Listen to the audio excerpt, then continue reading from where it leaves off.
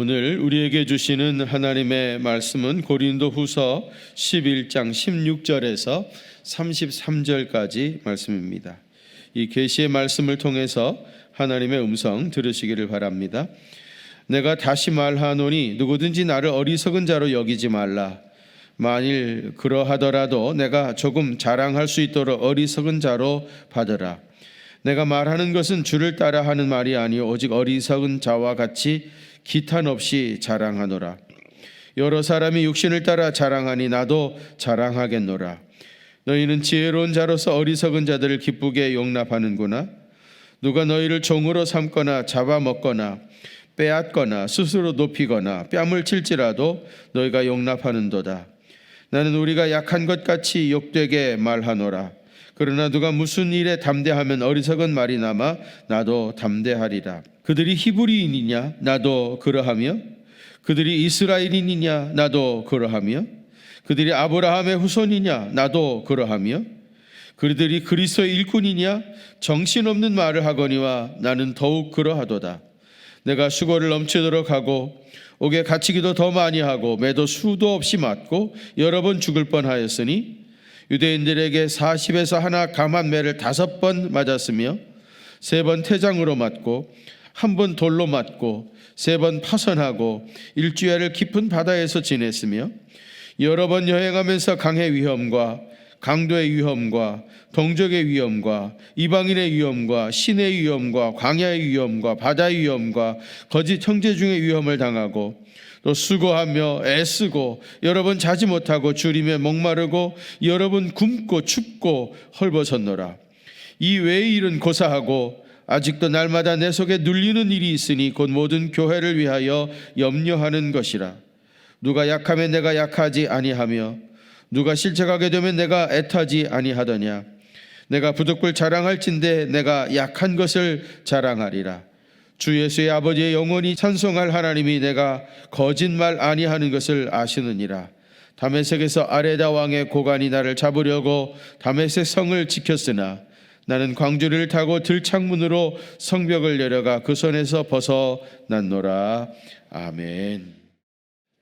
역사적으로 가장 위대한 교회 음악가는 요한 세바스찬 바하일 것입니다. 그의 대표작은 마태 순환곡이고요. 한 300개의 칸타타를 작곡했던 사람인데요. 바하의 음악은 너무 감동 있고 아름다운 곡입니다. 그런데 그의 생애를 연구해 보면은 그는 한 사람이 감당하기 너무 어려운 많은 인생의 시련들이 있었습니다. 바하의 부모님이 일찍 떠났습니다. 그래서 형 밑에서 자랐어요. 누나 밑에서 자랐으면 잘 컸을 텐데 형이 자기 동생을 키우는 게 싫었던 겁니다. 힘들었고요. 참 어렸을 때 많이 고생을 했다고 그러고요. 그러다가 마리아라고 하는 사람하고 이제 결혼을 하게 되어집니다. 결혼해서 7명의 아이를 낳았는데요. 그런데 레오폴드 후작이라는 분하고 외국에 연주회를 갔다 오니까 자기 아내가 이미 죽어가지고 장례까지 다 치르게 된 겁니다. 장례까지 다 치른 후에 도착을 했어요. 그 많은 아이들을 어떻게 혼자서 도저히 건사할 수가 없어가지고 두 번째로 안나 마크달레나라고 하는 사람하고 재혼을 하게 되었어요. 그와의 사이에서 또 하나님께서 아이를 주셔가지고요. 도합 아들이 11명, 딸은 9명, 20명의 자녀를 낳았습니다. 그런데 그 20명의 아이들이 다 잘 자란 것이 아니고요. 그 중에 10명이 죽었어요. 바하는 자기 손으로 피덩이 어린 아이 10명을 땅에 묻어야 했었고요. 남은 10명 중에서 1명은 정신박약이었다고 합니다. 경제적으로도 굉장히 어려웠다고 그래요. 둘째 아내인 안나 마크달레나가 1760년 2월 27일 날 세상을 떠났는데 장례 치를 비용이 없었다고 그래요. 장례식을 치를 돈도 없었던 거예요. 그래가지고 빈민구제위원회에 맡겨서 장례를 대신 치르도록 했을 정도로 경제적으로 굉장히 어려웠다고 그러고요. 게다가 이제 노년의 때는 시각장애인이 됐습니다. 앞을 보지 못하는 맹인이 됐고요. 설상가상으로 뇌출혈이 와가지고 반신불수가 되었던 겁니다. 정말 한 사람의 인생에 이렇게 많은 어려움들이 이중 삼중으로 닥쳐왔습니다. 여러분, 만일 우리가 이런 어려움을 당한다고 하면 그걸 이겨낼 수 있을 것 같습니까? 그러나 바하는 이 뼈가 썩어 들어가는 것과 같은 이런 고난들을 통해서 인생의 깊은 의미를 알게 되었습니다. 이런 고난 속에서 수많은 사람들과 아픔을 공감하게 되었고요. 또 그 아픔을 공감할 수 있는 음악을 만들 수 있게 되었던 겁니다. 시냇물은 가만히 있으면 소리가 나지 않지만은 흐르면서 바위와 부딪히면 아름다운 소리를 내는 것 같이 계속되어지는 고난과 엄청난 환난, 도저히 감당할 수 없는 질고들이 그를 위대한 음악가로 만들어 가게 했던 겁니다. 바하는 아주 독실한 루터교 신자였다고 그래요. 그래서 오라토리오나 칸타타 같은 것을 작곡을 끝내면 꼭 반드시 오선지에다가 SDG라고 꼭 썼다고 그래요. SDG의 뭐가 약자이겠습니까? S는 솔리, D는 뭘까요? 데오, 하나님, 그 다음에 G는 데오, 그 다음에 G는 글로리아, 오직 주께 영광. 솔리 데오 글로리아. SDG라고 항상 오선지에다가 썼다고 그러고요.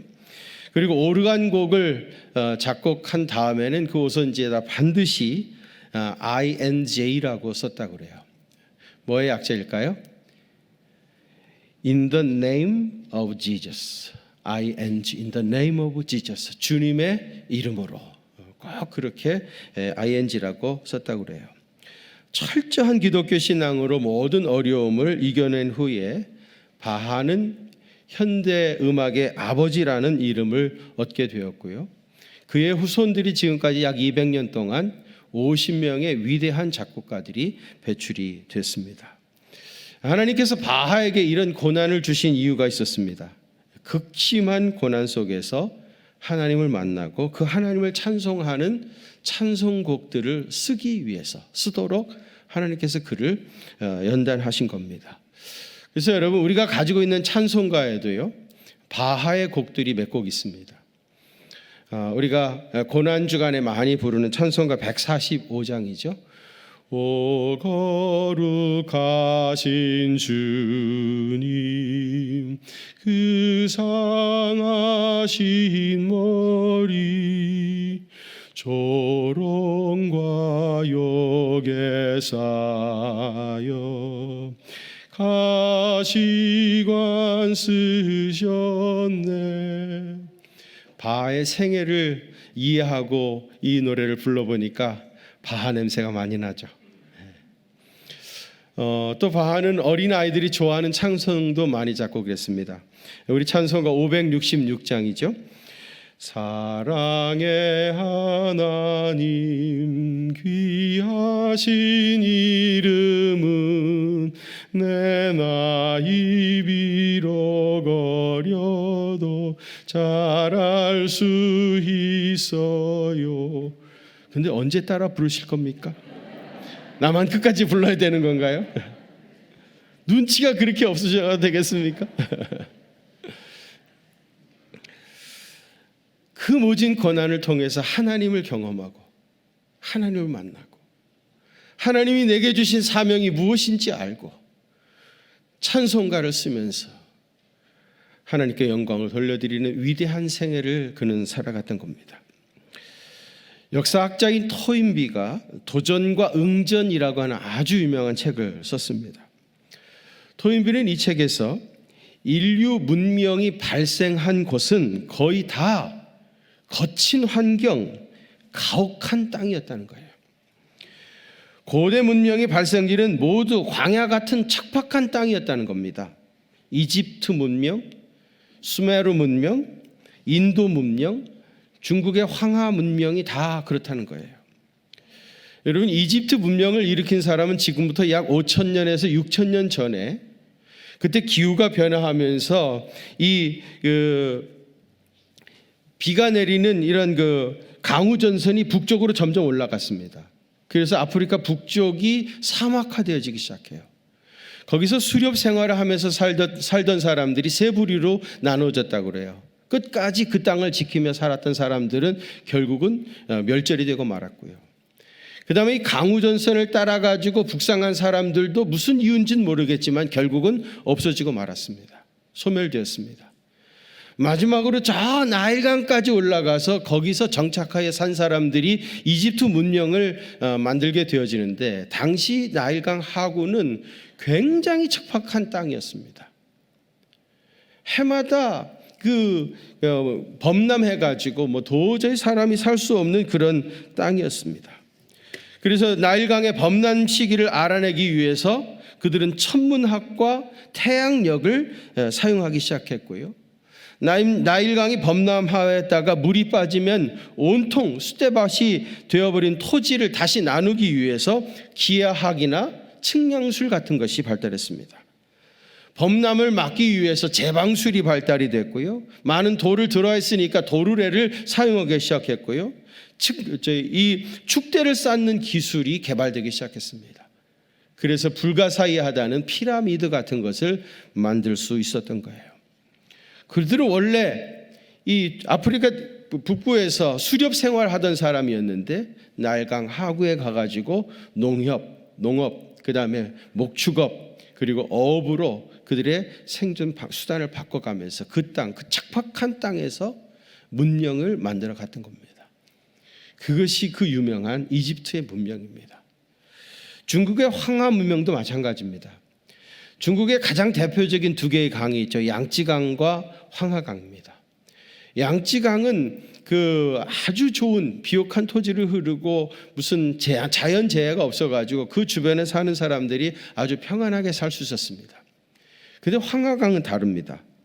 황하강은 쿤룬 사면에서 시작해가지고 바람 안으로 흘러들어가게 되어지는데, 겨울에는 혹독한 추위로 이 강물이 완전히 꽁꽁 얼어붙어 버립니다. 그래서 꼼짝할 수가 없습니다. 여름에는 해마다 범람해가지고 엄청난 사람들이 죽어가는 겁니다. 그 척박한 황하강에서 살아남기 위해서 중국의 황하 문명이 발달하게 됐던 거예요. 고대 문명뿐만 아니라 민족도 마찬가지입니다. 세계에서 가장 거친 환경에서 살아온 민족은 분명히 이스라엘 민족입니다. AD 70년 7월 9일 날 이스라엘이 나라를 빼앗겼습니다. 로마의 디도 장군에게 나라를 빼앗기고 1948년 5월 14일 날 1900년 만에 자기 나라를 되찾게 되어줍니다. 1900년 동안 나라 없는 민족의 서름을 그들은 당했던 거예요. 총을 개발해가지고 유대인들을 사냥 삼아 총 연습을 했다고 그럽니다. 그리고 총알 한 방 가지고 도대체 몇 사람이나 죽일 수 있는가 실험하기 위해서 유대인들을 쭉 세워놓고 그 앞에서 총을 당겨가지고 총알 시험을 했다고 그래요. 여러분이 너무 잘 아시는 이야기죠. 나치는 유대인을 600만 명이나 학살을 했습니다. 유대인을 반기는 나라는 아무 데도 없었습니다. 2차 세계대전 후에 미국에 많은 유대인들이 몰려오니까 미국은 이 유대인들에게 허드슨 강변을 내주었습니다. 이 허드슨 강변은 완전히 황량한 땅이었습니다. 범람하고 강물이 불어나가지고 해마다 범람하고 도저히 사람이 살 수 없는 곳이었어요. 유대인들은 그 땅에다가 제방을 쌓았습니다. 범람을 막기 위해서 제방을 쌓았고요. 그리고 그곳에서 금융업을 하기 시작했어요. 그래서 여러분 발달한 게 뭡니까? 금융시장이었고요. 우리가 금융업의 1번지 그러면 어디를 얘기합니까? 월드 스트리트를 말하지 않습니까? 결국 그들은 그곳에 월드 스트리트를 만들어서 세계 금융을 지배하기 시작했던 겁니다. 여러분, 오늘날 세계 문명을 이끌어가는 사람들은 분명히 유대인이라고 말해도 과언이 아닙니다. 전 세계적으로 0.3%에 불과한 유대인들이 전 세계를 지금 지배하고 있습니다. 유대인들 속에는 거친 환경을 이겨낼 수 있는 DNA가 분명히 있었기 때문입니다. 사도 바울도 황량한 광야 같은 곳에서 정말 거친 삶을 살아왔던 사람입니다. 그동안 우리가 보았던 대로 수많은 어려움을 겪었고요. 게다가 바울의 사도성마저 의심하는 사람들이 있었다고 그랬습니다. 오늘 우리 본문은요, 이런 사람들에게 바울이 아주 강한 어조로 자기 자신을 어필하고 있습니다. 22절 이하를 보시면은요, 육체로 말할 것 같으면 나도 자랑할 게 많다. 그러면서 그들이 히브리인이냐? 나도 히브리인이다. 그들이 이스라엘 사람이냐? 나도 이스라엘 사람이라. 그들이 아브라함의 후손이냐? 나도 아브라함의 후손이다. 그들이 그리스도의 일꾼이냐? 그 다음 뭐라 그래요? 정신없는 말을 하거니와. 여러분, 정신없는 말을 한다, 이 말은 굉장히 거친 표현이죠. 말도 안 되는 소리다. 그들이 그리스도의 일꾼이라는 말은 말도 안 되는 소리다. 나는 더욱 그러하도다. 나는 그들에 비하면 진짜 내가 그리스도의 일꾼이다. 그렇게 주장하는 거예요. 빌립보서 3장 4절과 6절에서 바울이 비슷한 얘기를 합니다. 한번 같이 봉독하겠습니다. 시작. 그러나 나도 육체를 신뢰할 만하며 만일 누구든지 다른 이가 육체를 신뢰할 것이 있는 줄로 생각하면 나는 더욱 그러하리라. 나는 8일 만에 할례를 받고 이스라엘의 족속이요 베냐민 지파요 히브리인 중에 히브리인이요 율법으로는 바리새인이요 열심으로는 교회를 박해하고 율법의 의로는 흠이 없는 자라. 아멘. 나도 육체를 신뢰할 만하며 내가 이 육체를 자랑할 만한 것이 사실은 나에게도 너무 많이 있다는 거예요. 그러면서 바울은 부모로부터 선천적으로 물려받은 그런 것을 자랑합니다. 8일 만에 할례를 받았다. 여러분, 유대인 정통 유대인들은 8일 만에 율법을 따라 예루살렘에 올라가서 할례를 받습니다. 바울은 그런 유대 가문에서 태어났다는 얘기죠. 또 이스라엘 족속이라는 것이고요. 베냐민 지파라. 여러분, 사울 왕이 베냐민 지파 출신입니다. 그래서 여러 지파가 있지만 베냐민 지파가 그래도 우리 초대왕 사울의 후손이 우리다라고 하면서 베냐민 지파를 굉장히 자랑스럽게 생각합니다. 바울이 베냐민 지파 사람이었습니다. 또 히브리인 중에 히브리인이었다. 이 말은 뭐예요? 히브리인으로 얘기하면 나는 성골이다. 출신 성분으로 얘기하면 나는 성골에 해당하는 사람이다. 또 율법으로 행한 것들에 대한 얘기를 하면서 율법으로는 바리새인이었다 그러죠? 여러분, 당시 율법을 제일 잘 지키는 사람들이 누구였어요? 바리새인입니다. 내가 율법으로는 바리새인이다. 내가 바리새인으로서 율법을 철저하게 잘 지켰던 사람이다. 그 다음에 열심으로는 교회를 핍박했다. 이 바리새인의 열심을 가지고 당시 기독교는 이단이라고 정죄했으니까 유대교가 기독교 박해하는 일에 제일 선봉했었던 사람이 바울이었다는 거죠. 또 율법의 의의로는 흠이 없는 사람이었다. 흠잡을 데가 없는 사람이었다는 거예요. 그러니까 태어나기도 그는 유대인의 성골 중에 성골이었고요. 그 다음에 유대교의 열심을 가지고 이렇게 열심히 사역을 했다는 거예요. 그거를 자랑하면서 그게 대단한 것인 줄 알고 자랑하면서 살았는데, 그가 예수님을 만난 이후로 다메섹 도상에서 예수님을 만남으로 그의 모든 자랑하던 것, 그의 가치관이 완전히 바뀌어버린 겁니다. 어떻게 바뀌었습니까? 빌립보서 3장 7절에서 9절입니다. 한번 같이 봉독하시죠. 시작. 그러나 무엇이든지 내게 유익하던 것을 내가 그리스도를 위하여 다 해로 여길 뿐더러 또한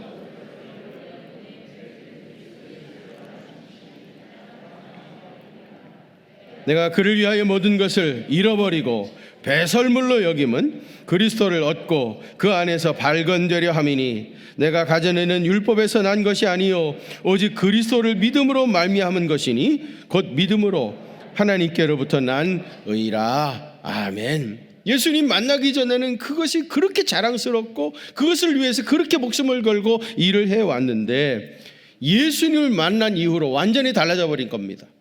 가치관이 완전히 달라졌어요. 그래서 그거를 해로 여긴다고 그래요. 오히려 그렇게 자랑하던 거 이제 해로 여긴다. 그 다음 뭐예요? 잃어버린다. 한 걸음 더 나가죠. 배설물로 여긴다는 거예요. 배설물로. 예수님을 만나고 나니까 완전히 달라져 버린 거예요. 가치관이 완전히 달라져 버렸던 겁니다. 바울은 육체대로 말한다고 하면 사실은 자랑할 것이 많은 사람이었습니다. 유대인 중에 유대인이고요, 가말리엘 문화에서 수학했던 유대 학자이고요, 또 바리새인 중에 바리새인이고요, 로마 시민권자였습니다. 그러나 이 모든 것을 배설물로 이제 여긴다고 고백합니다. 그런데 바울이 이미 배설물로 여긴 것들을 가지고 행세하려는 사람들이 있었습니다. 그리고 바울이 말을 아끼고 하지 않으니까 전혀 이런 학문적 배경이나 그런 율법적인 배경이 없는 사람으로 치부하고 바울을 비난하는 사람이 있었던 거예요. 바울이 이런 사람들을 향해서 육체의 일로 말을 해도 나는 당신들보다 부족하지 않은 사람이라 그렇게 말하고 있는 겁니다.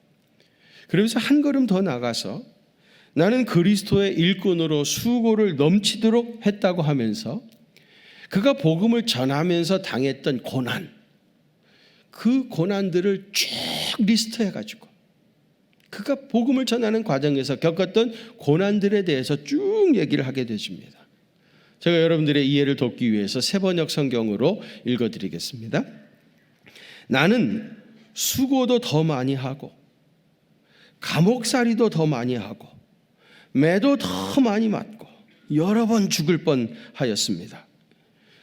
유대 사람들에게서 마흔에서 하나를 뺀 매를 맞은 것이 5번이요, 채찍으로 맞은 것이 3번이요, 돌에 맞은 것이 1번이요, 파선을 당한 것이 3번이요, 밤낮 꼬박 하루를 망망한 바다를 떠다녔습니다. 자주 여행하는 동안에는 강물의 위험과 강도의 위험과 동족의 위험과 이방인의 위험과 도시의 위험과 광야의 위험과 바다의 위험과 거짓 형제의 위험을 당하였습니다. 수고와 고역에 시달리고 여러 번 밤을 지새우고 줄이고 목마르고 여러 번 굶고 추위에 떨고 헐벗었습니다. 그 밖의 것은 제쳐놓고라서도 모든 교회를 염려하는 염려가 날마다 내 마음을 짓누르고 있습니다. 그렇게 고백을 했어요. 옥에 갇히기도 많이 갇혔다 그랬는데 로마의 클레멘트라고 하는 교부는 바울이 생애 7번 감옥에 갇혔었다고 합니다. 7번이나 복음 전하다가 감옥에 갇혔어요. 또 매도 수도 없이 맞았습니다.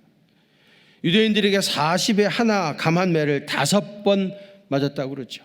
유대 40에 하나 감한 39대 맞는 거를 5번이나 맞은 거예요. 40대 이상 맞으면 죽으니까 율법으로 39대까지 칠 수 있도록 했습니다.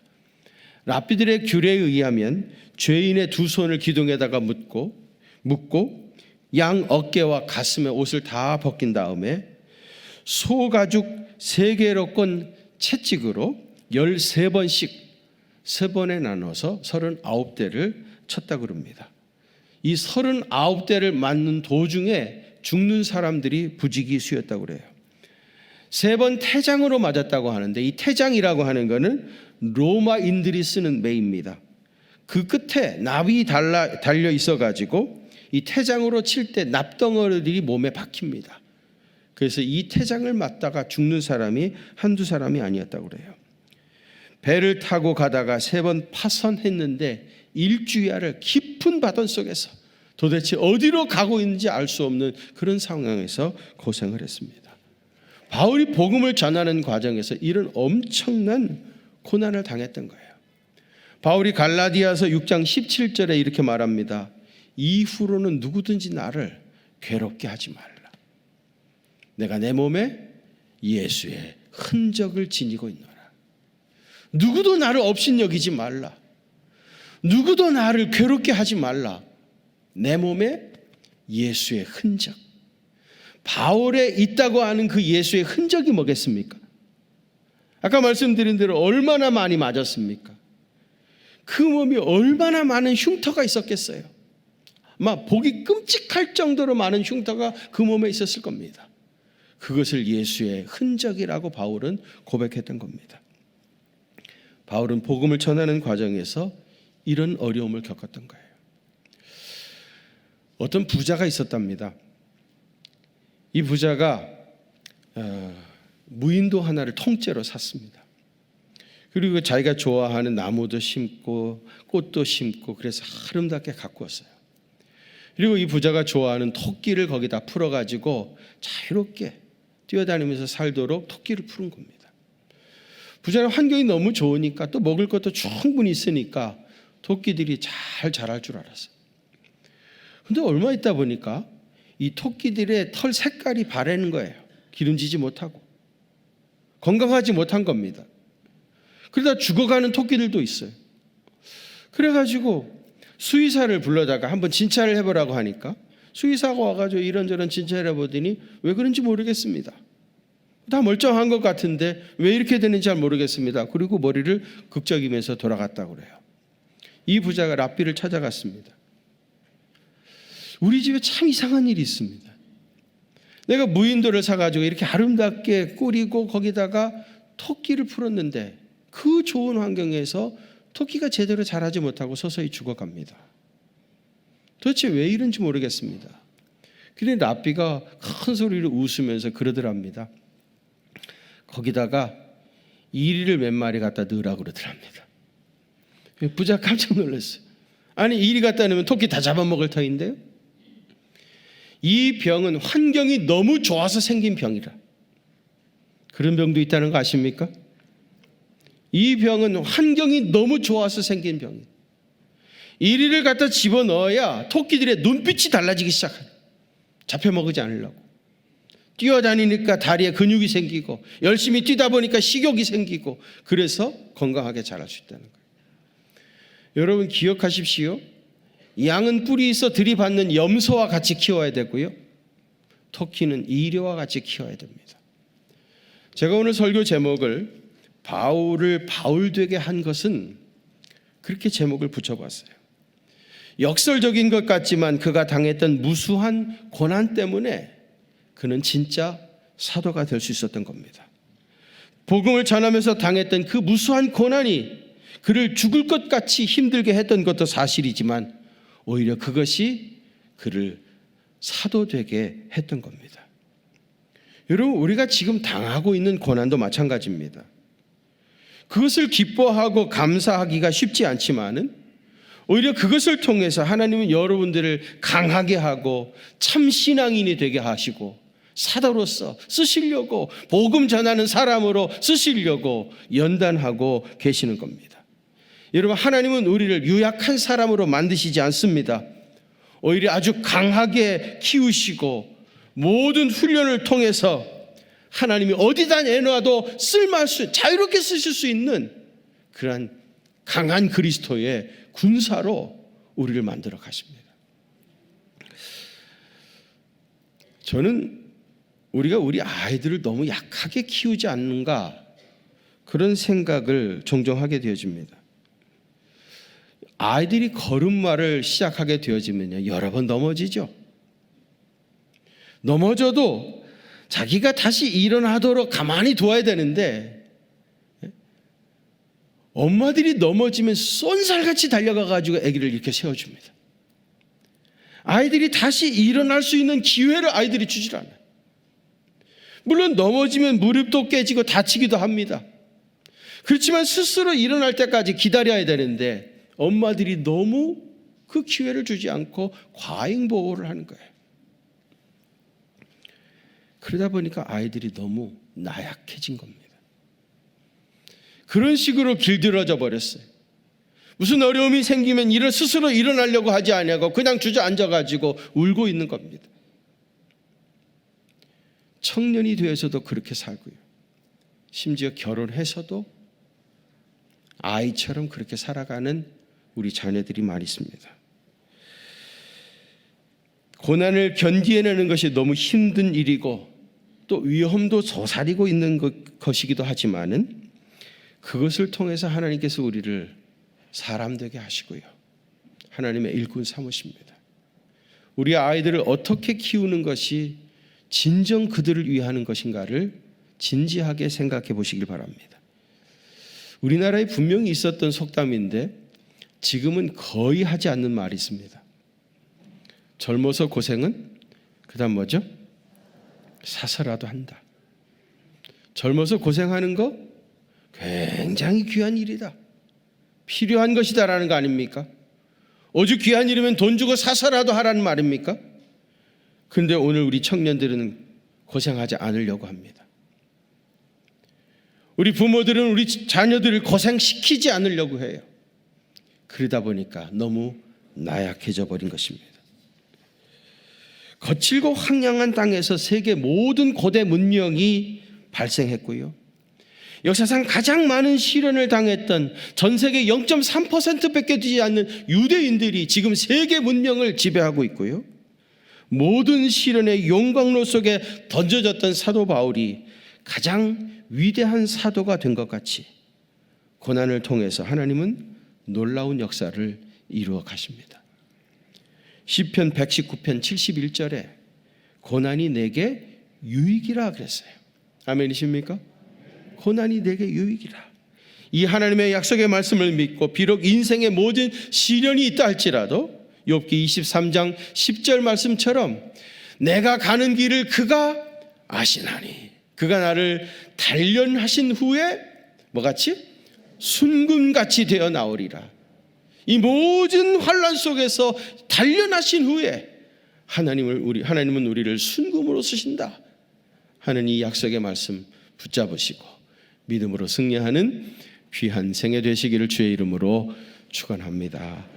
거룩하신 아버지 하나님, 바울도 그랬고 우리도 그랬고 아버지 많은 어려움들이 있는 것이 사실이지만 그것을 통해서 하나님이 쓰실 만한 하나님의 사람으로 세워져 간다는 이 분명한 약속의 말씀을 믿어지게 하여 주시니 감사드립니다. 이 말씀 붙잡고 다시 오뚜기처럼 일어나게 하여 주시옵시고 그래서 위대한 사도가 되어서 하나님께 쓰임받는 주님의 귀한 종들 다 되시도록 은혜 더해 주옵소서. 이제는 우리 구주 예수 그리스도의 그 크신 은혜와 하나님 우리 아버지의 무한하신 사랑하심과 성령님의 위로하심과 교통하심이 우리 경기중앙교회 사랑하는 성도들과 또 저들의 가정과 그 생업의 현장들 위에 이제로부터 영원토록 함께 계시옵기를 간절히 축원하옵나이다. 아멘.